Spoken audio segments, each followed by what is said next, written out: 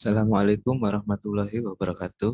Perkenalkan, nama saya Nanda Dwi Cahyowibowo. Saya dari Prodi S1 Sistem Informasi. Saya dari Universitas Nahdlatul Ulama Surabaya. Di sini saya akan menjelaskan materi tentang komunikasi antar proses dan grid. Yang pertama, komunikasi antar proses.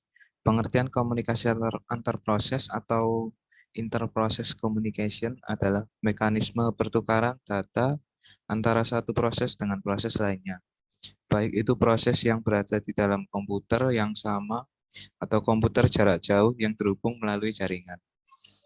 IPC terdiri atas protokol yang menjamin sebuah respon dari sebuah permintaan. Lalu komunikasi antar proses terdiri dari komunikasi langsung dan komunikasi tidak langsung. Yang pertama, komunikasi langsung. Proses-proses yang ingin dikomunikasikan harus memiliki sebuah cara untuk memilih satu dengan yang lain. Setiap proses yang ingin berkomunikasi harus memiliki nama yang bersifat eksplisit, baik penerima atau pengirim dari komunikasi tersebut. Dalam konteks ini, pengiriman dan penerimaan pesan secara primitif dapat dijabarkan sebagai yang pertama send, P pesan, mengirim pesan ke proses P, lalu receive, Q pesan, menerima pesan dari proses Q. Lalu catatan, yang pertama ada sambungan yang dapat bekerja secara otomatis antara tiap pasangan proses yang ingin berkomunikasi. Yang kedua, sambungan tersebut menghubungkan dua proses. Yang ketiga, antara tiap-tiap pasangan proses ada satu jalur. Yang keempat, sambungan tersebut mungkin bersifat unidireksional, namun biasanya bidireksional. Sekarang komunikasi tak langsung. Dengan komunikasi tak langsung, pesan akan dikirimkan pada dan diterima dari atau melalui mailbox atau kotak surat atau terminal-terminal. Sebuah mailbox dapat dilihat secara abstrak sebagai sebuah objek di dalam setiap pesan yang dapat ditempatkan dari proses dan dari setiap pesan yang dapat dipindahkan. Setiap kotak surat memiliki sebuah identifikasi atau identitas yang unik. Sebuah proses dapat berkomunikasi dengan beberapa proses lain melalui sebuah nomor dari mailbox yang berbeda dan dapat saling berkomunikasi apabila kedua proses sharing mailbox. Lalu sebagai contoh, send A pesan, mengirim pesan ke mailbox A, lalu receive A pesan, menerima pesan dari mailbox A. Catatan, nomor yang pertama, sambungan antara dua proses diberikan jika antara kedua proses tersebut saling menggunakan mailbox secara bersama-sama. Yang kedua, sambungan tersebut menghubungkan lebih dari dua proses. Yang ketiga, antara tiap-tiap pasangan proses yang saling berkomunikasi ada sejumlah sambungan yang berbeda. Tiap-tiap link berhubungan dengan satu mailbox.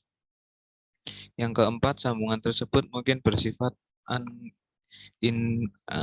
unidireksional, namun biasanya bidireksional. Lalu sekarang penjelasan tentang thread. Thread atau ulir utas dalam ilmu komputer diartikan sebagai sekumpulan perintah atau instruksi yang dapat dilaksanakan atau dieksekusi secara sejajar dengan ulir lainnya. Dengan menggunakan cara time slice, ketika satu CPU melakukan perpindahan antara satu ulir ke ulir lainnya, atau multiproses ketika ulir-ulir tersebut dilaksanakan oleh CPU yang berbeda dalam satu sistem. Lalu thread, ulir, sebenarnya mirip dengan proses, tetapi cara berbagi sumber daya antara proses dengan ulir sangat berbeda. Multiple thread dapat dilaksanakan secara sejajar pada sistem komputer. Secara umum, multithreading melakukan time slicing sama dengan time division multiplex, di mana sebuah CPU bekerja pada ulir yang berbeda, di mana suatu kasus ditangani tidak sepenuhnya secara serempak. Untuk CPU tunggal pada dasarnya benar-benar melakukan sebuah pekerjaan pada satu waktu.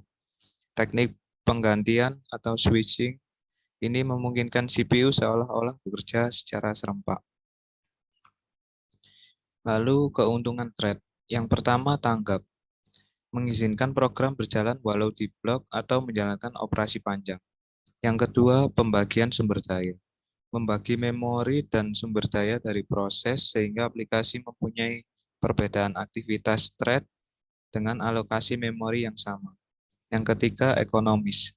Mengalokasikan memori dan sumber daya untuk membuat proses sangat mahal. Alternatifnya, thread membagi sumber daya dari proses. Yang keempat, pemberdayaan arsitektur multiprosesor.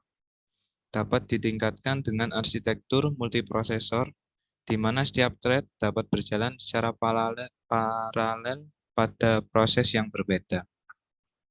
Baik, sekian materi yang dapat saya jelaskan. Saya akhiri.